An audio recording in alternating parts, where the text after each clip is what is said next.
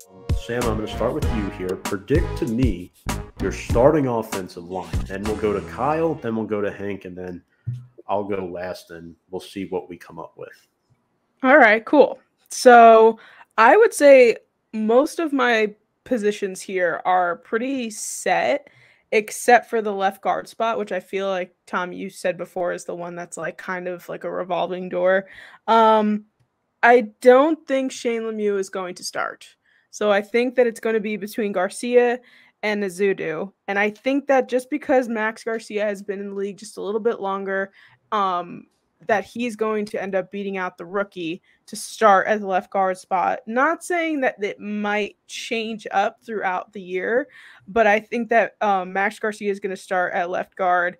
Andrew Thomas obviously will be at left tackle. John Feliciano will be at center. Mark Glowinski obviously at right guard, and then I have Neal at right tackle. So that's what I feel like that left guard is going to be a little tricky, but Garcia just being in the league longer is going to end up starting. That's fair.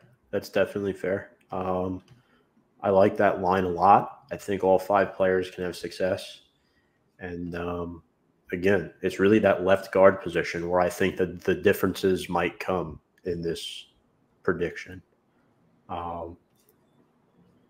Remember, I am writing this down, ladies and gentlemen, so we'll see who's right come the start of the 2022 season. Kyle Russo, you are on the clock.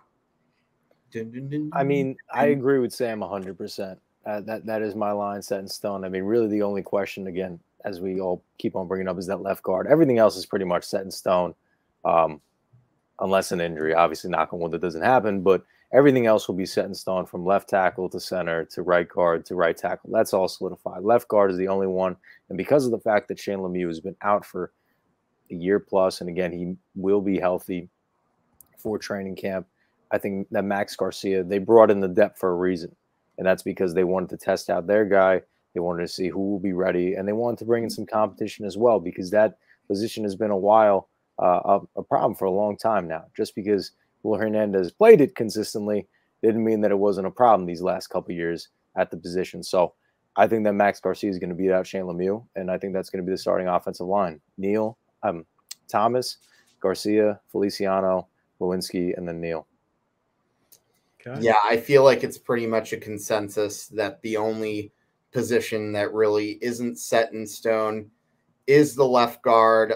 I personally would love to see Shane Lemieux have a bounce back after that injury, but ultimately I'm just not sure if that's a realistic possibility. And as you guys pretty much alluded to, and something I pretty much agree with, Max Garcia was essentially signed because you knew that, split could hit the fan and one of the offensive linemen could get hurt, and he seems to have a good amount of experience. So while Ezadu could very well get his shot later on the year, I'm going to go with Max Garcia getting that left guard spot. Otherwise, it's all the same. Thomas, Feliciano, Glowinski, Neal. There's really no doubt here, unless, yeah, you know what that meant.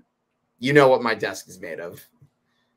I'm glad you all went this route because I am going down a different route. Okay. I don't think Garcia will be starting. I have Thomas at left. I have Feliciano at center, although I'm not as high on him as the rest of you are. Glowinski at right guard, and then Neal at right tackle. I have Shane Lemieux starting at left guard. And, I watch a lot of Talking Giants, and I watched their interview with Andrew Thomas.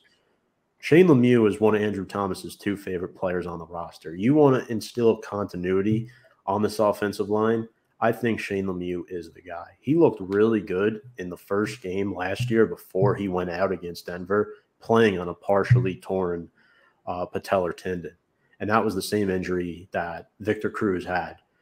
Shane Lemieux is a great run blocker, and he's a below-average pass blocker. If he can improve his pass blocking techniques and instincts, I think it's his job to lose, and I think he will. He's one of the hardest workers on the team, and you want to put somebody who is familiar with Andrew Thomas next to him, whether he played last year or not. I'm not comfortable with 2 rookies starting on the offensive line. I'm just not. I am that type of guy. I do have rookie bias. I don't like rookies starting unless they're picked in the first or second round. But I have Shane Lemieux. I think he has higher ceiling and he has potential to be here longer. I also view Garcia more valuable as a swing guard. I view him as a guy that I want to play either left or right guard if something happens to Lemieux or Glowinski. So that's my pick. Everything else is the same. I just have Shane Lemieux starting at left guard. I want to keep some continuity next to Andrew Thomas, and outside of Matt Burt, that's the closest player to Thomas on the team, and I think Thomas kind of anchors the line right now and like what happens. So I think Lemieux is that guy. Games are won in the trenches, says Sean Militello. If you guys figure it out in that department, you could see a world of difference. NFC East, although I feel like has gotten tougher this offseason, is still wide open in my opinion. Are the Giants a sleeper? Possibly. You can't rule them out. You can't rule them out because of how dysfunctional the division has been. While I don't think it's likely, look at the Giants' schedule. I mean, outside of Philadelphia, the Giants have had the best offseason in this division. Dallas got worse. Washington, Carson Wentz, not so sure. They got worse. Yeah. You can say it. But I like what the Giants did. I think we all like what the Giants did. Yeah. But I do think they're the sleeper team. I think everyone's high on Philly. Everyone thinks Dallas will be better than the Giants, and rightfully so.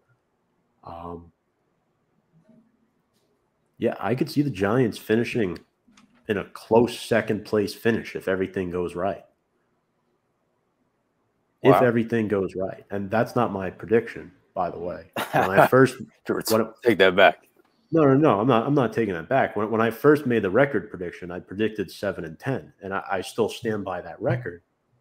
But if things start trending upward in the season, hey, you could throw another couple games in there.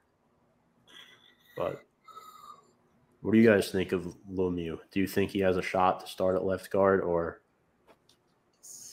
I mean, I think that he's like he can come in and everyone can compete, and I think that that's a great, healthy environment for that offensive line. But he's just been out for so long that it just seems like at this point it's like, who's to say that it's not going to happen again?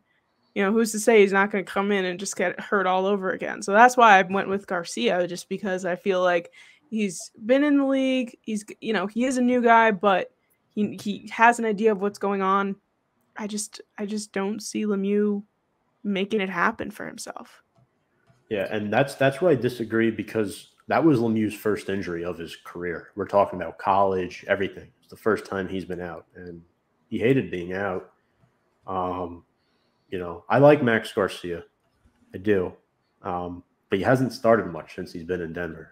Last year was the first time he really started. 2018, 2019, he kind of fell off a little bit. He missed some time due to injury, but hey, we'll see what happens. I think Garcia and Lemieux are on two very similar levels right now, and I think we could all agree it'll be either one of those two starting at left guard, with Azudu having potential to come on later on in the season. I also like how Azudu, I don't know if you guys noticed this, he has versatility.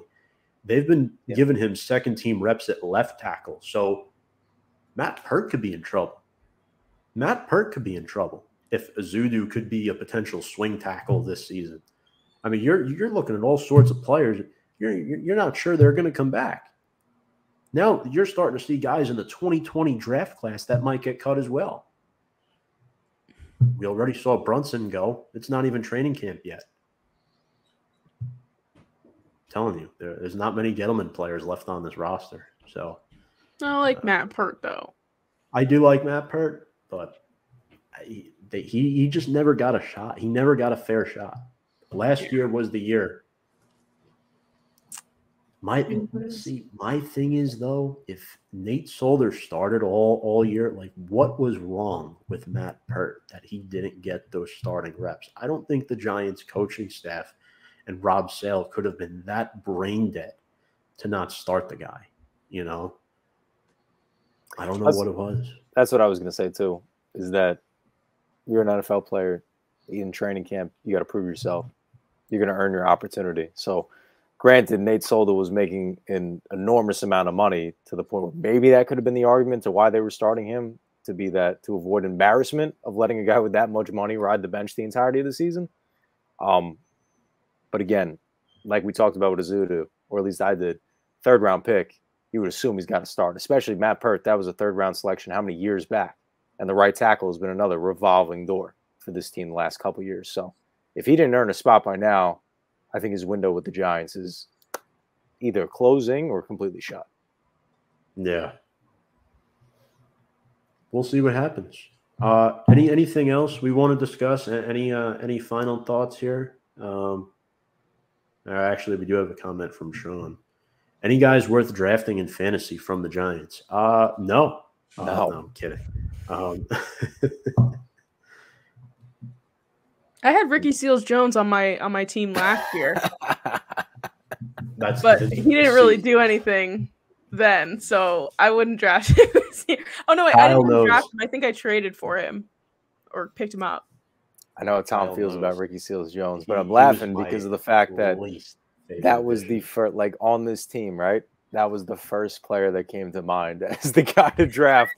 For like that should say something, Sean, about your question that you had. That should say something. If you're thinking about drafting the potentially the 1st or 2nd string tight end as a fantasy player, that should say something. I would say no, Sean. And again, not biased. This is just based on what I've seen so far. Unfortunately, I can't give away my strategy in front of the crew here because I'm in fantasy leagues with all of them actually. So I'm going to message you on the side, but there is one guy that I like to be a good backup player for you. He likes Wandale. Sean, he likes Wandale. I like Wandale. Wandale might be the answer to that question, but Sean, I would say no, because if you've learned anything about fantasy football, if you've learned anything about fantasy alone, is that draft the receivers that have really, really good quarterbacks, because you know for sure they're going to get them the ball, and that's the question mark right now with this team. Is that they have some good receivers, but can the quarterback get them the ball? I don't think drafts take place before the season, so I don't know if you really want to invest high draft picks in Giants weaponry. No, maybe maybe an 11th or 12th round guy. Jones is not a bad backup quarterback option. He's definitely not a bad backup quarterback option. If you only got to start him for a week or two, you could live with that. You know, I think he's going to have a good year, Sean. That would be my guy to take a look at in the later rounds. And I also think I would not draft Galladay any earlier than like the 7th or 8th round. But I think if he's there, you get him on a bargain, slide him in as your wide receiver 3. Might not be the worst idea either. Hank, didn't you have someone from the Giants on your team last year on fantasy? Yeah, that was Graham Gano, kicker. That was probably the That's who you should draft. Forgot about Graham. Graham is money. Good old Graham. Graham is money. Graham Gano. That's a name. We didn't even talk about him tonight. He's still on the team. We didn't even get to talk about the whole number thing that happened. Oh, the 5. Oh, he gave Kayvon his 5. You know, it's interesting because 9 was Gano's original number, but when Gano came to the Giants, Riley Dixon was wearing number 9. So Gano did not make Dixon switch. Yeah. Riley's gone. And apparently Jamie Gillen, the new punter, has a sick hair flow. Oh, awesome. Love that. Do you still miss Big Red, though? I do. I don't think he was as bad as people are making him out to be. They're like crucifying this guy. They're saying his net wasn't great. Well, in all honesty, the Giants weren't great in 2022. Everybody in 2021, everybody underperformed, and there were a lot of issues on this team. There were a lot of guys in and out of the lineup on special teams, which definitely affected Riley Dixon's performance. But it still wasn't horrendous at all by any means. But folks, that's going to do it for our show here tonight. We talked about a lot. We made our O-line predictions, which we're going to cut up on our YouTube channel. You can watch that segment of the show on the Big Blue Avenue YouTube channel, and we'll scroll our ticker there again below. Big Blue Avenue on Instagram, Twitter, and YouTube. Appreciate everybody watching. Guys, any final thoughts? No, I think we're good. Just wanted to thank you guys for having me on my second edition of Big Blue Avenue. Thank you guys. Had a good time. Kyle, always a pleasure, buddy. And Tom and Sam, you guys as well. Always happy to be talking some football, especially RG Men. And friendly neighborhood reminder, we are, after this Sunday, we will be one Sunday closer to the start of the NFL season. And I'm actually looking forward to the Giants for once. So it's going to be good. Let's go, Big Blue. That's right, folks. Again, appreciate everybody. Review and Preview will be back next Wednesday at 7 p.m. Kyle Russo will be hosting the show. And tomorrow night, make sure to catch Hank and Dichter on our weekly baseball show, Hitting for the Cycle, at 7 p.m. here on Review and Preview Sports. And without further ado, let's go Big Blue.